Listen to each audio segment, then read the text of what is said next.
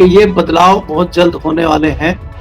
अभी श्राद्ध खत्म होने में चंद दिन बचे हुए हैं। अगर श्राद्ध खत्म होते हैं तो उसके बाद आपको देखने को मिलेगा कि भारतीय जनता पार्टी और संघ में कुछ इस तरह के फैसले होंगे जो आपको हैरान करने वाले होंगे कि संघ के बिना भारतीय जनता पार्टी कुछ नहीं कर सकती और संघ का बहुत ज्यादा दबाव है संजय जोशी के लिए कि संजय जोशी को लिया जाए। आज आप देखिए उपराष्ट्रपति पद के लिए भी संघ के हार्डकोर जो संघ के व्यक्ति हैं उनको लाया गया है। मोदी शाह चाहते तो किसी दूसरे व्यक्ति को लाते, अपने किसी पपिट को लेके आते।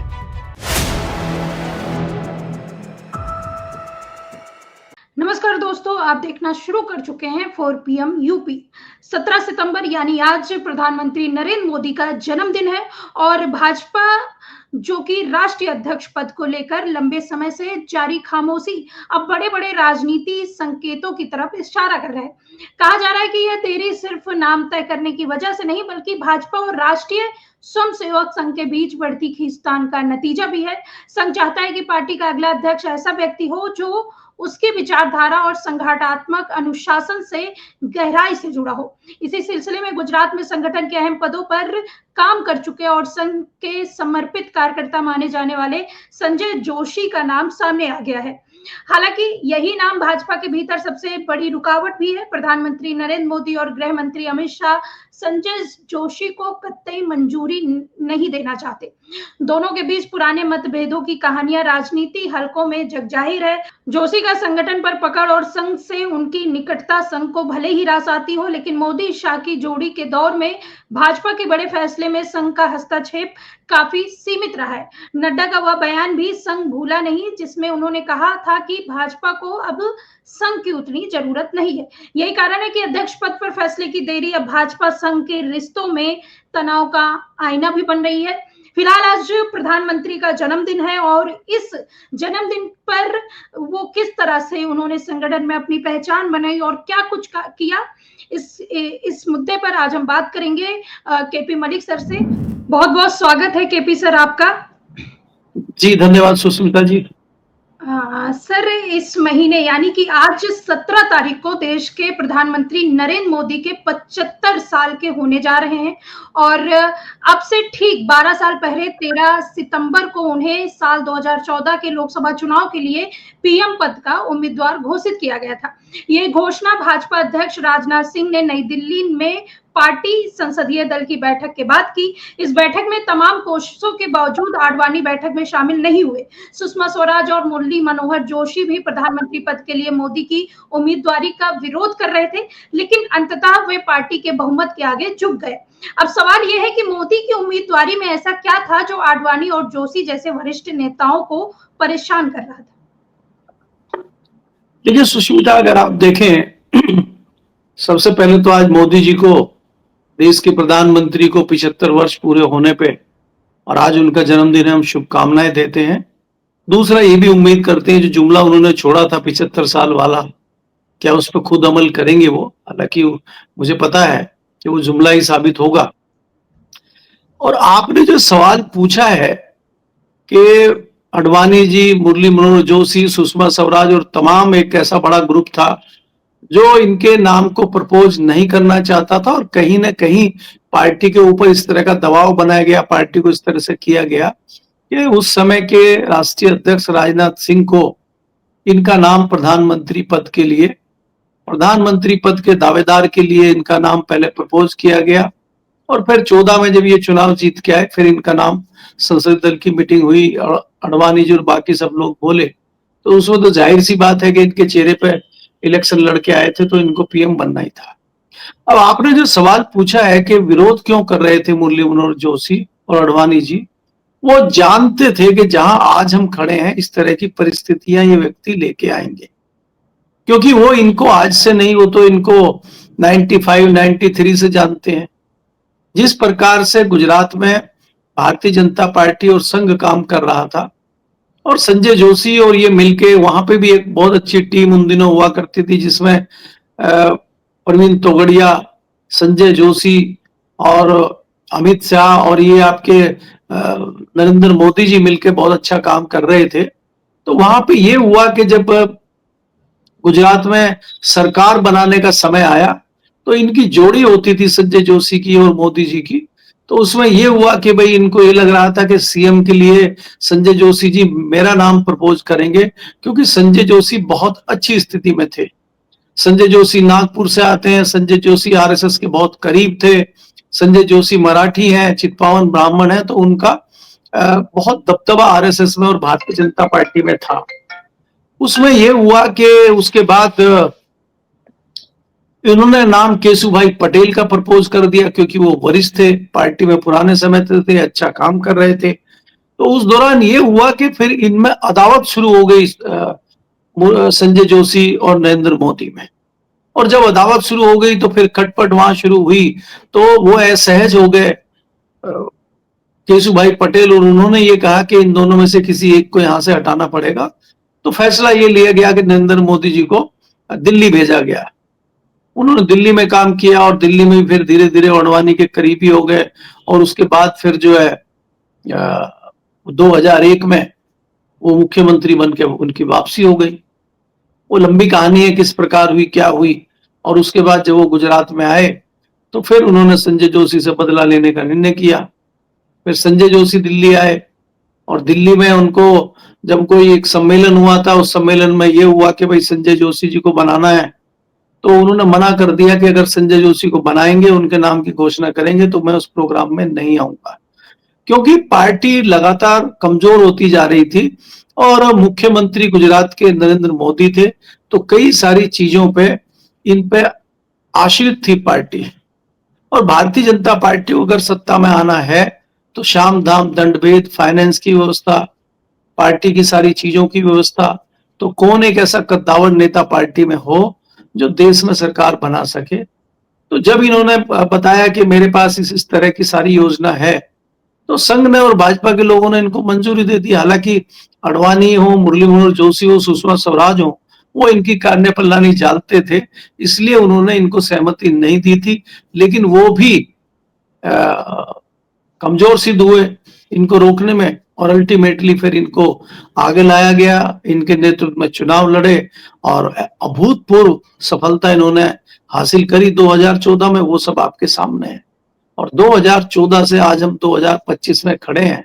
सारी चीजें आपके सामने हैं। संजय जोशी का क्या हुआ, अडवाणी जी का क्या हुआ, आज ये खुद 75 साल के हो गए, इनका क्या हुआ। आपको याद होगा कि सरसंघचालक ने कुछ दिन पहले एक भाषण में कहा था, और पिंगले जी जो आरएसएस के थे उनका उदाहरण दिया था कि वो कहते थे 75 साल हो जाए तो बाजू हटो, किसी और को मौका दो। तो उन्होंने इंडिकेशन दिया था कि शायद मोदी जी इस्तीफा देंगे, और ये इंडिकेशन दे रहे हैं। लेकिन वो तो आज हमें गलत होते हुए सिद्ध हो रहा है। और उस विज्ञान भवन में अभी कुछ दिन पहले जब इनकी व्याख्यान माला चल रही थी, तो उसमें संचालक ने कह दिया कि हमने तो उनको हटाने की कोई बात नहीं करी, और 75 साल में किसी को हटना चाहिए नहीं हटना चाहिए, हम इसमें कुछ नहीं कर सकते, वो उनका अपना फैसला है। तो बात ये हो रही है कि अभी हमें ये लगता है कि ये 75 साल वाला फॉर्मूला तो अब इनके लिए जुमला हो चुका है। इसके तहत जो हट गए तो हट गए। अब जो हट गए वो सवाल खड़े कर रहे हैं। आपने देखा कि मुरली मनोहर जोशी ने कितने बड़े बड़े सवाल इनके ऊपर खड़े किए हैं। 11 साल की विदेश नीति इनके सामने है, 11 साल की अर्थ नीति इनके सामने है, जिस पर बड़े बड़े सवाल मुरली मनोहर जोशी ने 70 पेज की रिपोर्ट पर पेश करके खड़े किए हैं कि आप सारे कागजी आंकड़े दिखा रहे हैं। आज विदेश में जो हमारी हालत है, जो विदेश नीति जिस प्रकार से हमारी चल रही है, वो हमारे सामने है। तो ये बहुत सारी ऐसी चीजें हैं जो हमारे सामने है, लेकिन हम कुछ नहीं कर पा रहे हैं। तो मोदी जी जिस प्रकार से कर रहे हैं, और मोदी जी जिस प्रकार से यहाँ खड़े हो गए हैं, आज पार्टी में धीरे धीरे वही उस कमजोर स्थिति बनती हुई जा रही है, और इनके जो समर्थक थे धीरे धीरे वो विरोधी होते जा रहे हैं। अब डर इनको विपक्ष से नहीं, अंदर से डर हो रहा है, पार्टी के अंदर से, संघ के अंदर से। जिस तरह से ये कमजोर हो रहे हैं, उसी तरह से संजय जोशी फिर मजबूत हो रहे हैं। इनका आपस में चोली दामन का साथ है। जब संजय जी कमजोर होते हैं तो मोदी जी बहुत मजबूत होते हैं, और जब मोदी जी कमजोर होते हैं तो संजय जोशी भारी होते हैं, या वो मजबूत होते हैं।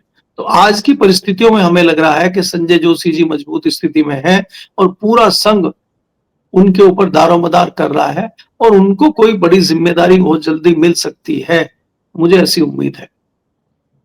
जी, बिल्कुल सही कह रहे हैं, लेकिन सर जोशी का संगठन पर पकड़ और संघ से उनकी निकटता संघ को भले ही रास आती हो, लेकिन मोदी-शाह की जोड़ी के दौर में भाजपा के बड़े फैसले में संघ का हस्तक्षेप काफ़ी सीमित हुआ है। नड्डा का वह बयान भी आपको याद होगा जिसने उन्होंने कहा था कि भाजपा का अब संघ की उतनी ज़रूरत नहीं है। यही कारण है कि अध्यक्ष पद पर फैसले की देरी अब भाजपा संघ के रिश्तों में भी तनाव का आईना बन रही है। क्या कहेंगे सर इसमें? देखिए सुष्मिता, आपको देखना होगा कि ये बहुत पुराना बयान है। हुँ। उसके बाद 2024 के जो लोकसभा चुनाव के परिणाम खासतौर पे उत्तर प्रदेश से आए हैं, राजस्थान से आए हैं, उससे कहीं न कहीं भारतीय जनता पार्टी का आज का शीर्ष नेतृत्व बहुत असहज है और नड्डा जी खुद कमजोर स्थिति में हैं। और नड्डा जी ने खुद नहीं बोला था, वो किसी ने बुलवाया था, उन्होंने बोल दिया था। अगर वो नड्डा जी इसी मजबूत स्थिति में खड़े होते और वो कहते संघ की जरूरत नहीं है, तो अभी वो संघ के जितने प्रोग्राम होते हैं उसमें नहीं जाते। पिछले दिनों जोधपुर में जो प्रोग्राम हुआ था संघ का, उसमें वहीं पे थे नड्डा जी। तो फिर नड्डा जी किस लिए गए थे अगर संघ की जरूरत नहीं है? क्यों गए आप जब संघ की जरूरत नहीं है? तो कहीं ना कहीं संघ की जरूरत है और बिना संघ के भारतीय जनता पार्टी कुछ नहीं कर सकती। एक ही सिक्के के दो पहलू हैं, एक है संघ और एक है भाजपा। और भाजपा तो हालांकि मैं मानता हूं कि इन सब संगठनों की जितने संगठन हैं, जिसको ये कहते हैं कि हमारे तमाम संगठन है, सबकी मां है संघ। तो बिना संघ के तो इनका काम ही नहीं चल सकता। भारतीय जनता पार्टी की जरा सी हालत आपने देखी 2024 में, और सीधा सीधा ये था कि नड्डा के बयान की वजह से ही ये हुआ। जिस प्रकार से संघ को किनारे किया गया, जिस प्रकार से संघ को इग्नोर किया गया, उसी का नतीजा था कि उत्तर प्रदेश में आपकी हालत हो गई। और उसके बाद जब आपने रोना धोना शुरू किया तो फिर संघ थोड़ा एक्टिव हुआ और उसका नतीजा आपने हरियाणा और महाराष्ट्र में देख लिया। तो माना यह जा रहा है कि संघ के बिना भारतीय जनता पार्टी कुछ नहीं कर सकती और संघ का बहुत ज्यादा दबाव है संजय जोशी के लिए कि संजय जोशी को लिया जाए। इसलिए मुझे लगता है कि मोदी जी बैकफुट पे हैं और वो संजय जोशी को बनाने के लिए तैयार हुए हैं, क्योंकि अगर वो तैयार नहीं होते हैं तो उनकी खुद की कुर्सी को खतरा है। अब जो वार हो रहे हैं वो बाहर से नहीं हो रहे हैं, वो अंदर से वार शुरू हो गए। जिस प्रकार से लोग आवाजें उठा रहे हैं अंदर से, चाहे वो मुरली मनोहर जोशी की आवाज हो, चाहे वो रूडी की आवाज हो, चाहे कई सारी ऐसी आवाजें भी हैं जो हम और आप तक नहीं पहुंच रही हैं, वो लेटरबाजी हो रही है। अपने विरोध के सुर अंदर संघ या भाजपा में लोग उठा रहे हैं जो बाहर तक नहीं आ रहे हैं। तो बहुत सारी चीजों को देखते हुए आपने देखा होगा कि भारतीय जनता पार्टी के ये लोग धीरे धीरे उस नीति पे आ रहे हैं। आज आप देखिए उपराष्ट्रपति पद के लिए भी संघ के हार्डकोर जो संघ के व्यक्ति हैं उनको लाया गया है। मोदी शाह चाहते तो किसी दूसरे व्यक्ति को लाते, अपने किसी पपिट को लेके आते। तो संघ के हार्डकोर व्यक्ति को लाना ये जताता है कि संघ कहीं ना कहीं प्रभावी है। इसीलिए संघ की पसंद के लोग आज की डेट में भारतीय जनता पार्टी में पदों पे आ रहे हैं। और आपको ये भी याद होगा कि मैंने एक लेख लिखा था जिसमें मैंने त्रिशूल की बात की थी, सत्ता का त्रिशूल। तो जो त्रिशूल है उसमें सत्ता एक है जो केंद्र की सत्ता है, एक संगठन है भारतीय जनता पार्टी, और तीसरा जो शूल है वो है राज्यों के मुख्यमंत्रियों का। तो अब आरएसएस तीनों जो शूल है यानी कि त्रिशूल है वो मोदी के हाथ से छीनना चाहते हैं। वो कहते हैं कि आप एक शूल संभालिए, अपना सरकार संभालिए और संगठन को, राज्यों को हम देखेंगे। और उसी परिणति के तहत संजय जोशी को राष्ट्रीय अध्यक्ष बनाने की बातचीत चल रही है ताकि भारतीय जनता पार्टी पे संघ का कंट्रोल रहे। जी जी, बिल्कुल सही कह रहे हैं सर, लेकिन आखिरी सवाल मैं आपसे पूछ रही हूँ कि भाजपा संघ का टकराव आने वाले चुनाव में पार्टी की रणनीति को कमजोर करेगा या फिर मोदी-शाह संघ को पीछे छोड़कर भाजपा को पूरी तरह स्वतंत्र संगठन बनाने की ओर बढ़ रहे हैं? देखिए सुष्मिता, अगर आप देखें मुझे नहीं लगता कि संघ और भाजपा में आज की डेट में कोई टकराव है, क्योंकि मोदी जी ने और जो आज की डेट में भारतीय जनता पार्टी का शीर्ष नेतृत्व है उसने 2 कदम पीछे खींच लिए हैं। और वो भली भांति समझ गया है कि अगर आपस में इतना बड़ा और इस लेवल पर टकराव रहेगा तो उसका नुकसान कहीं ना कहीं हमें होगा, जिसका फायदा विपक्ष को मिलेगा। क्योंकि देखिए चाहे संघ हो चाहे भारतीय जनता पार्टी हो, वो भी नहीं चाहेगा कि अभी सरकार गिरे। दोनों लोग चाहते हैं कि सरकार 29 तक चले और विरोध अगर मोदी शाह का हो रहा है तो मोदी शाह को हटाया जाए और किसी तीसरे व्यक्ति को लाके सरकार चलाई जाए और सरकार जो है अपने कार्यकाल पूरा करे, 2029 तक जाए। उसी के तहत ही कई व्यक्तियों के नाम चल रहे हैं और उसी के तहत ही जो आजकल एथनॉल का मामला उठा है और गडकरी की तरफ जो तोप का मुंह हो गया है, वो उसी का एक नतीजा है कि कहीं ना कहीं उनका नाम आया तो उनको निपटाने के लिए तोप का मुंह उधर कर दिया गया है। तो इसलिए ये सुगबुगाहट दिल्ली में है कि ये बदलाव बहुत जल्द होने वाले हैं। अभी श्राद्ध खत्म होने में चंद दिन बचे हुए हैं। अगर श्राद्ध खत्म होते हैं तो उसके बाद आपको देखने को मिलेगा कि भारतीय जनता पार्टी और संघ में कुछ इस तरह के फैसले होंगे जो आपको हैरान करने वाले होंगे। जी जी, बिल्कुल, बहुत-बहुत धन्यवाद सर, आप जुड़े और इतनी अच्छी जानकारी दी। तो आपने सुना किस तरह से केपी मलिक जी ने सारी चीजें बताई और मोदी का संघ से मेल मिलाप और मोदी का जो शुरुआती दिन था, किस तरह से वो संघ में उनकी इम्पोर्टेंस थी और किस तरह से वो प्रधानमंत्री पद के लिए नॉमिनेट हुए। ये सब सवालों पर आज उन्होंने खुलकर चर्चा की और यही नहीं, संघ का पसंदीदा चेहरा या मोदी शाह की पसंद का नाम, संघ चाहता है कि पार्टी की कमान किसी ऐसे नेता के हाथ में हो जो संगठन का आदमी हो और इसी वजह से संघ के जो संजय जोशी हैं, उनका नाम संघ पहले ले रहा है और मोदी शाह को शायद ये मंजूर नहीं है।